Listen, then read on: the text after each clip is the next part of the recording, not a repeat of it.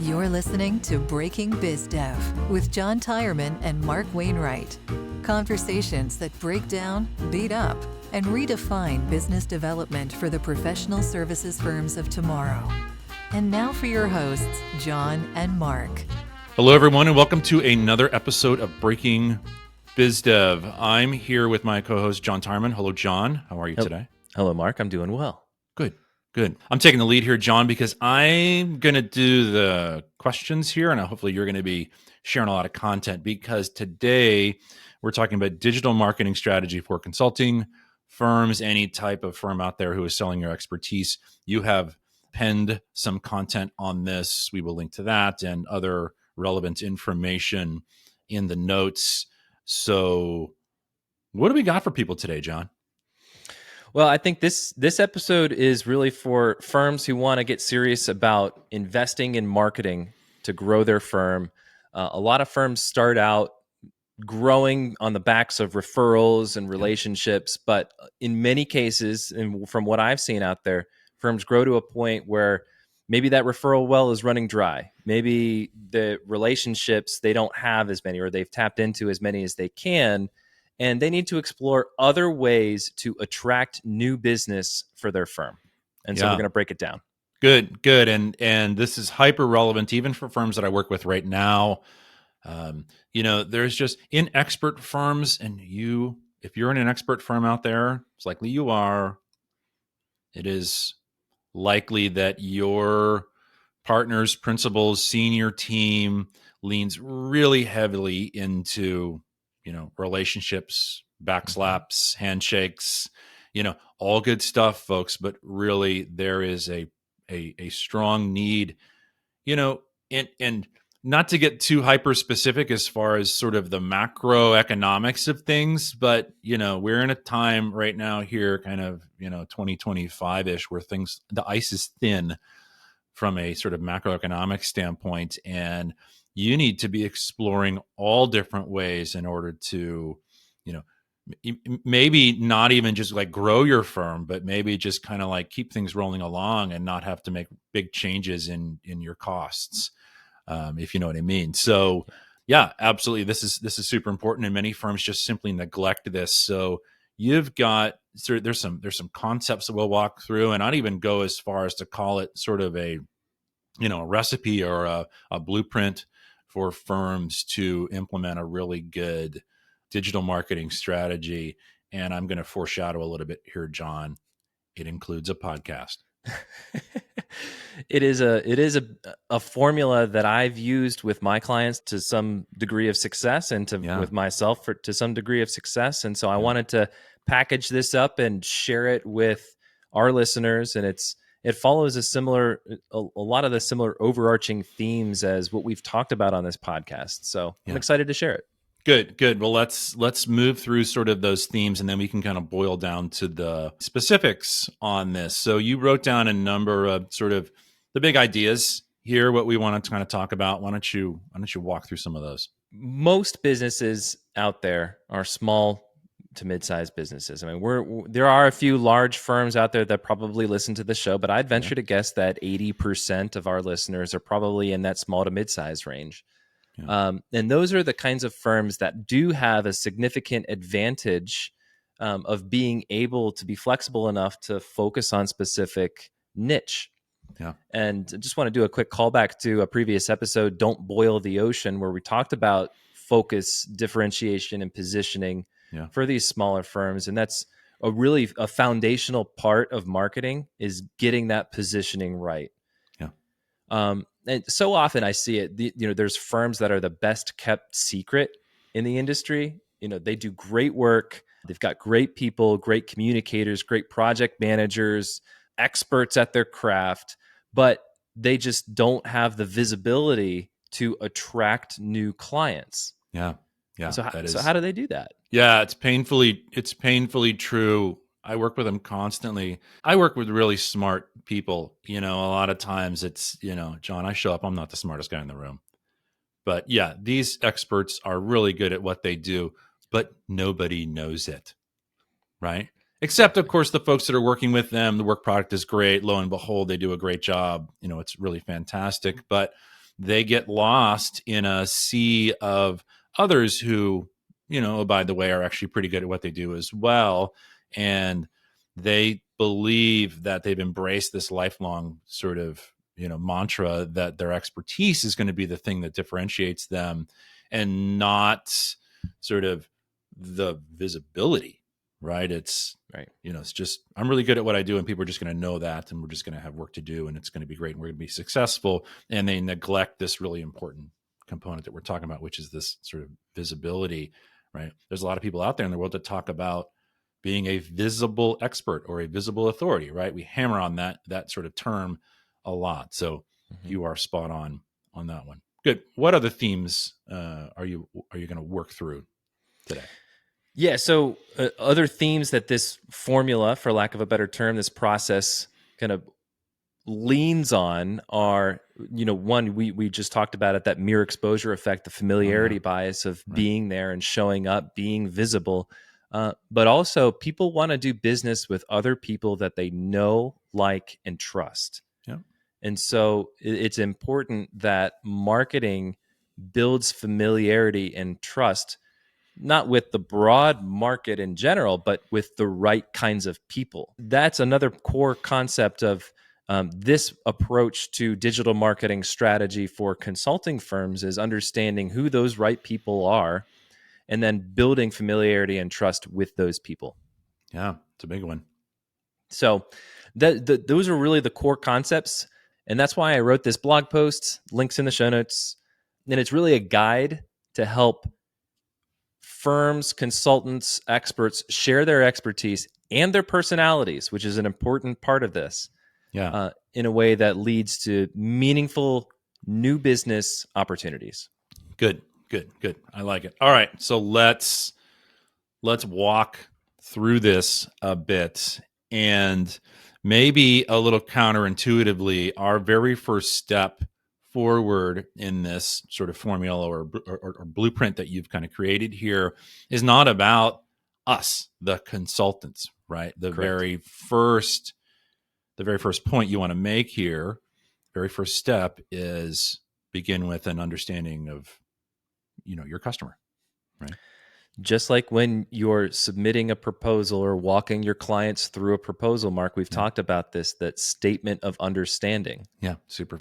Very first thing, it's like, here's what we know about you, right? Absolutely. Exactly. And so this is the same principle, just applied in aggregate and on a broader scale. Yeah.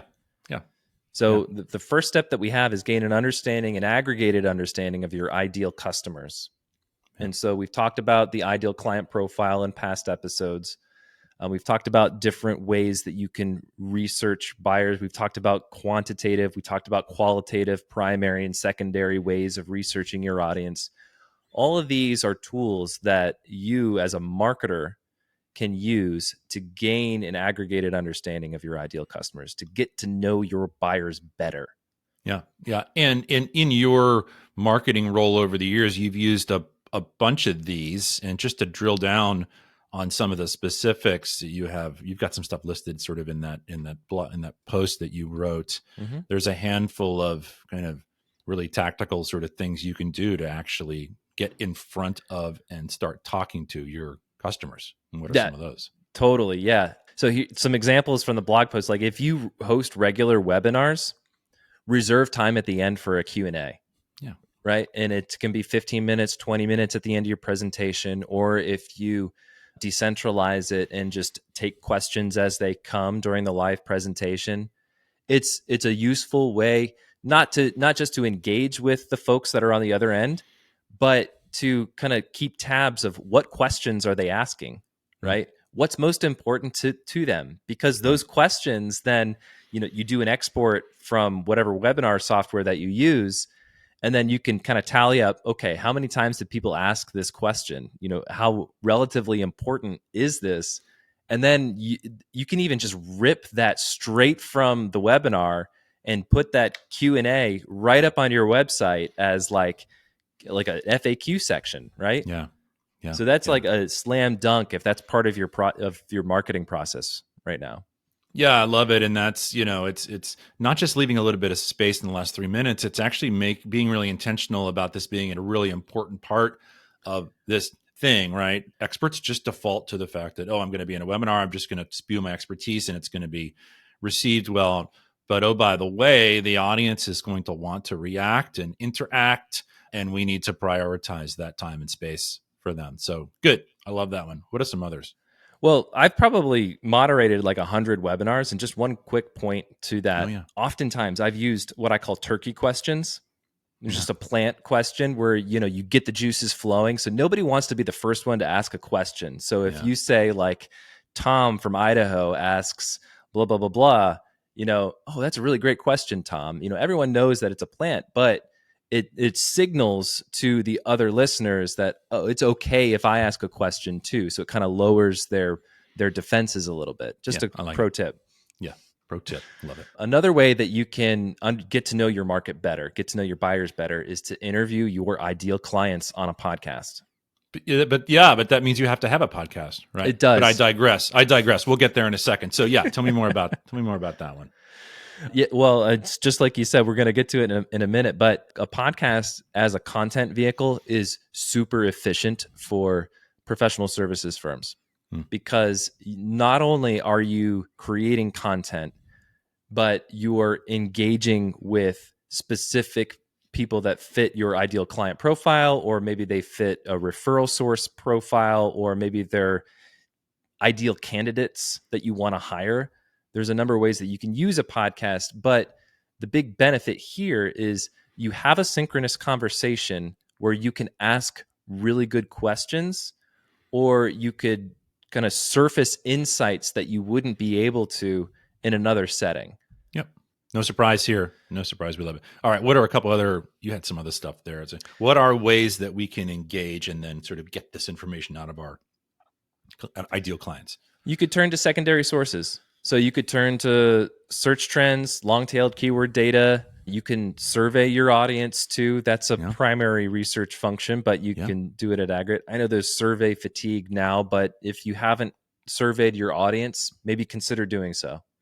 Yeah. Hey, I'll spend 10 minutes of my time with, to get a coffee card. Exactly.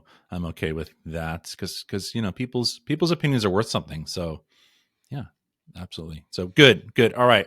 So get to know them first, right? Big first step. What's next? All right. So once you have an understanding of your buyers, the next step in this process is to visualize a framework for how you're going to generate leads or generate new opportunities. Yeah. And part of that is focusing on your offer strategy. And we did an episode on that recently. So if you want to drill down into an offer strategy and that key part of lead generation, check out that episode. But it's important to be intentional with how you're viewing this framework, because you don't want to go into it half-cocked, right? And you don't want to just go into, we need to invest in marketing, and then not see the outcome of that because you failed to plan and create a framework for lead generation. Yeah. You need to create a plan, a roadmap. You need to give it time to play out. You need to watch, prospective leads kind of wander their way through it. You need to make sure it works. All of that. So yeah. So this whole thing takes some time. Absolutely. So you have to have a plan. It makes total sense. Yeah, and I'll give you a quick example of what that might look like for our listeners, just so I'm not just glossing over it. But so the marketing funnel is a visualization that is common. People understand it. It's simple. And we talked about how people like to do business with other people that they know, like, and trust. Yeah.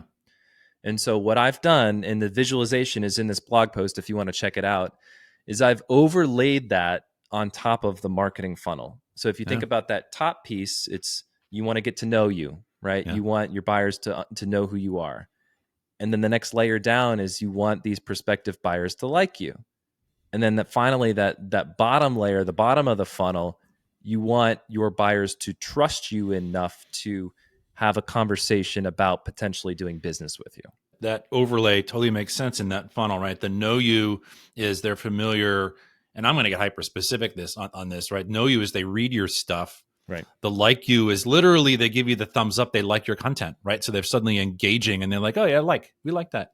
We That's a like good that way stuff. yeah. And then the trust you, again, to be hyper specific, sort of in a social media content thing, is that trust you means they start to share it, right? And they start to kind of engage in conversation with you about that stuff because they're sharing stuff. When people share content, somebody else's content online, they're saying this stuff is credible, right? This is the real deal here. So yeah, you should read this. So I went hyper sort of tactical and specific on that, but I totally see it. Know you, like you, trust you. Yeah, I love it.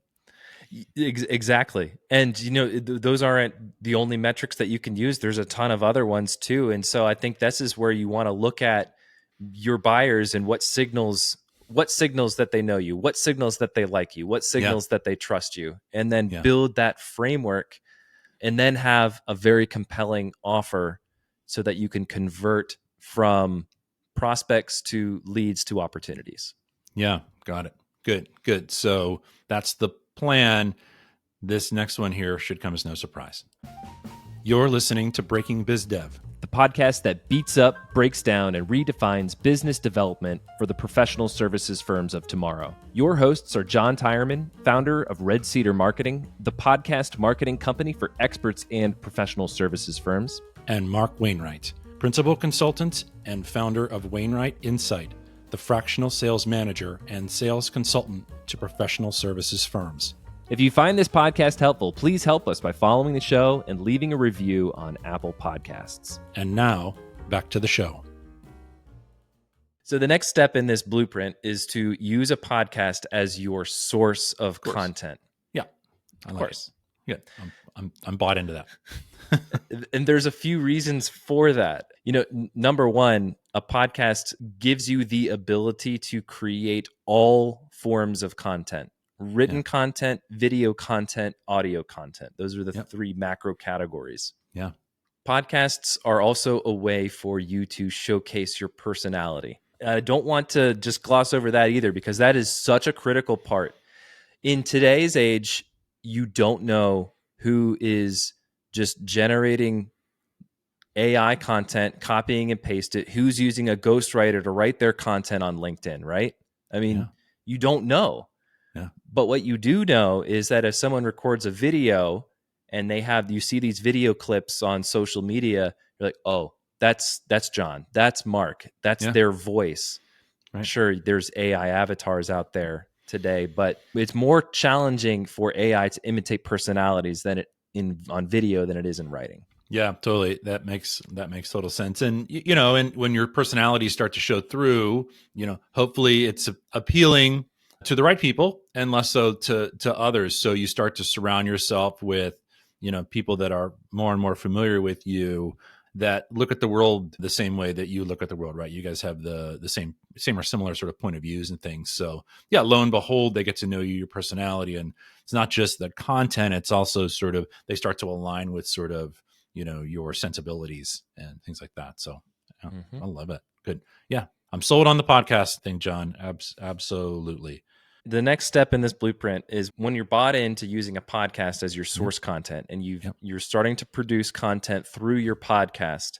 And I mentioned this earlier, how that podcast content can take the form of video, can take the form of audio or text-based content.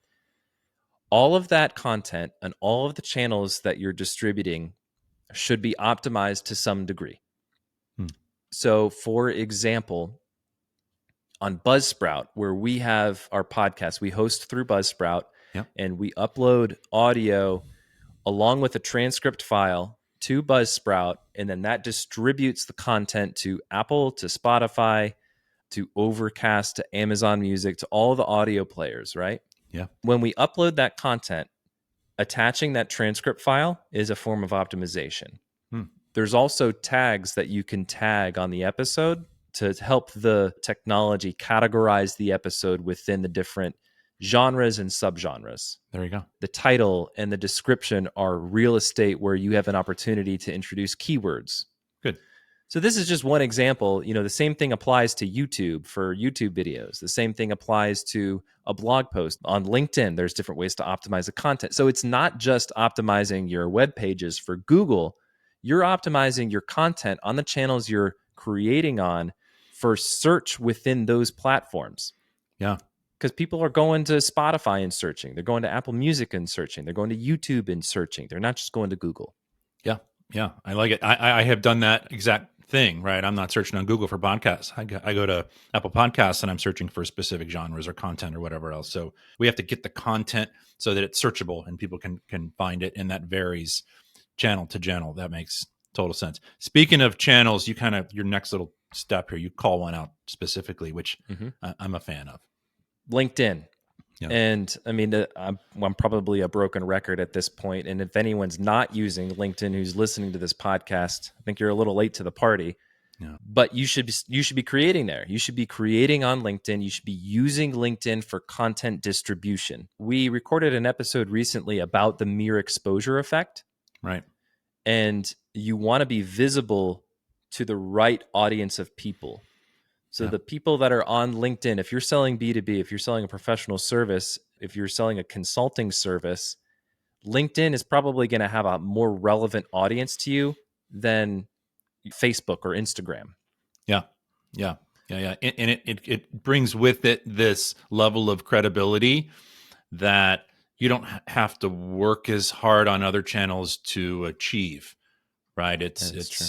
You have to work pretty hard and all these other, YouTube. I mean, there's 1,000 things you can look at on YouTube, and there's a bunch of them that, not great stuff. And there's some that are good. There's not like there's quality filters built into LinkedIn, but there's sort of this sort of understanding that it's like, look, if you're going to be posting content regularly and want to get any sort of traction there, you need to make sure you know your stuff.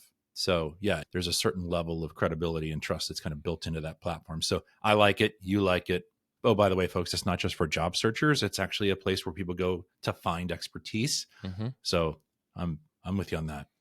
I think like 20 to 25% of my new business opportunities come from LinkedIn. Yeah. Yeah. And makes total sense.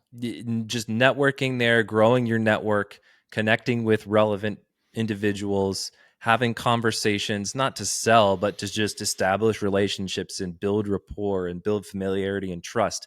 That's the role of LinkedIn. Good. So the next one, we talked about the podcast. We talked about, SEO, these different channels and stuff. We talked about LinkedIn, but this next bullet point you have here, right, kind of harkens back to the old school days a little bit. Yeah. Email marketing. It's critical. I mean, Yeah, so all of these different layers, all of these steps in this process are somewhat sequential in my mind, in that, you want to start with that understanding of your clients. Then you want to build the framework for how you're going to execute. And then you need a source for the content that you're going to fuel the machine with the podcast. Then you need a primary channel. You need to first you need to optimize the content. Then you need a primary channel to distribute the content, which is LinkedIn. Yeah. And then from there, I believe that an email is the next most logical channel to expand. I found success in mirroring podcast content with newsletter content. Yeah.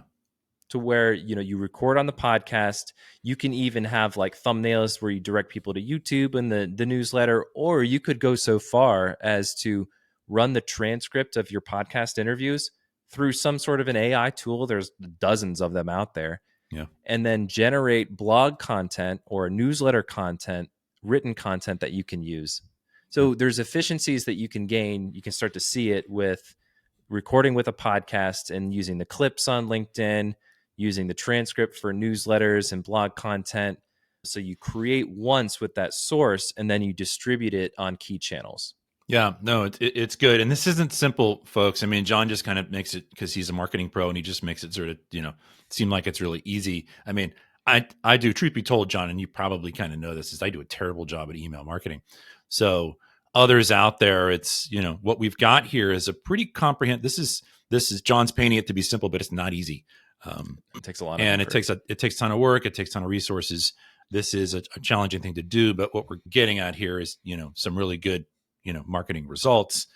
So yeah, it's, taking the obvious thing of, we've got podcast content. How do we get that out to an email list? So yeah, that's a big one. Good. So many times I've talked with clients and prospects who they want results as fast as possible. But to get to results as fast as possible, you need to be aggressive in how you invest in marketing. Mm. So there is that balance with, okay, do you want results fast, or do you want results over X amount of time? So there's different goals that folks come to the table with, but it's important to understand that, yes, to your point, to achieve your desired outcomes, it's going to take a minimum level of effort of X. Yeah. And so those are the early conversations that I have with my clients and prospects to just kind of set those expectations. Yeah. Good. All right. Good. You had a next bullet point here, which is kind of obvious to me, but yeah, it's a good one. Hopefully you're creating evergreen content as part of your content strategy. Yeah. Evergreen's one of those terms that's, anybody can read it regardless of time, season, whatever. Yeah. A blog post that you wrote 3 years ago is still relevant today. Yeah. If you wrote it 3 years ago and it's outdated and it doesn't apply today, then it has a shorter content lifespan than it should, right? I mean, if we're in professional services, if you're offering consulting engagements, then you should be creating evergreen content. Yeah. Good. Part of your strategy, you might be able to have, hot takes here and there, but largely it should be on evergreen content.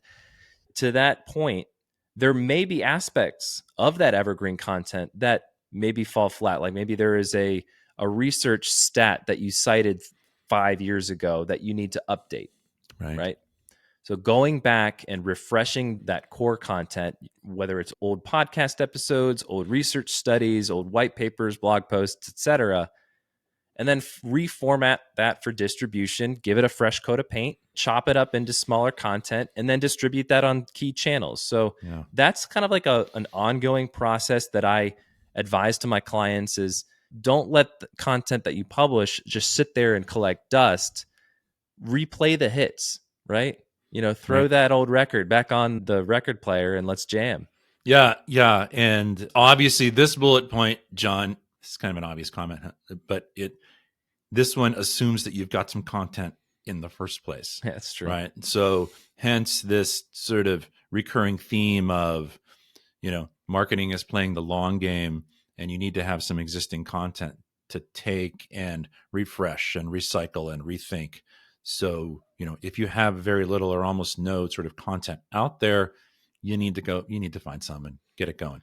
Well, and that's why it's so important to focus on the evergreen aspect of it. But it's also important, just to your point, that if you do plan on doing this best practice of refreshing your content, then the investment that you make in creating new content today expands well beyond the ROI of that expands well beyond this year into next. If you can look at it the right way and view this as an asset that you're creating to help reinvest in future marketing growth. Yeah, good. All right, and this last one is near and dear to me because none of this is worth it without results. Right. Measure the success of your marketing appropriately. And this is kind of like you got to kind of work backwards from what is your ideal outcome that you want. Yeah. And then what are the leading and lagging indicators of that? Yeah. So, for example, a lagging indicator of marketing performance would be net new revenue generated from marketing or attributed to marketing. Yeah. A leading indicator that your content or that your marketing program is working could be lead generation. It could be inquiries, or it could be increase in search traffic. So you could go as far upstream as, depending on what your goals are, you want to make sure that you are assigning the right leading and lagging indicators that help you measure whether or not your marketing program is effective. Yeah, and I even see, kind of level of activity as a leading indicator. It's just, what are we doing really far upstream? What are we doing? Right. What plan did we set, and what is the quantity of posts? What is the quantity of podcasts? What content are we refreshing? Is like, what is our level of activity? And because that's way upstream, and then here we are downstream, kind of looking at those big leading indicators that were happening there. So way upstream. So that's measurements super critical. And yes, marketing should be getting results, right? It's not all just, close the deal, handshakes and backslaps. It's, what is marketing doing way upstream to, frankly, make selling better and easier, right? It's establishing that foundation of familiarity, starting to build trust, all that stuff. So yeah, super important. And I would say, just to add on to that, the maturity of your marketing program should dictate the kinds of things that you're looking at and measuring. So if it's a very, very nascent, immature marketing program, you're just getting it off the ground, you're starting to create new content, and absolutely, to your point about looking at that activity, I would probably over-index on activity in that scenario. Yeah. Whereas right, you're not going to get the results for a while, right? So right. you need to look at activity, and then eventually you start looking at your kind of the results. So totally, it's like the those, like, I've got kids, and we would have bath time, right? And you'd have put those like suction cup things on the back of the bathtub, and then you'd pour water in it, right? And they would kind of like flow its way down. Oh yeah. Those little bath time tools and toys. Yes, right. And I liken it to that, where it's like, okay, like, start our marketing program. Let's pour some water in. Oh, okay. Where did it like fall out and not go to the next tube? And then you got to focus on that a little bit and fix that, and then pour some more water through. And where is it leaky? I love that visual just jumped into your head. That was just like, yeah. See, right, folks, this is where you get, right? This is the content you get in a podcast where you don't know where the heck it's going. Here we go. You got bath time and tubes. Here we go. Well, it's kind of like a funnel, I guess, right? Yeah, there you go. Yeah, totally. Bringing it back. Yeah, no, I like it.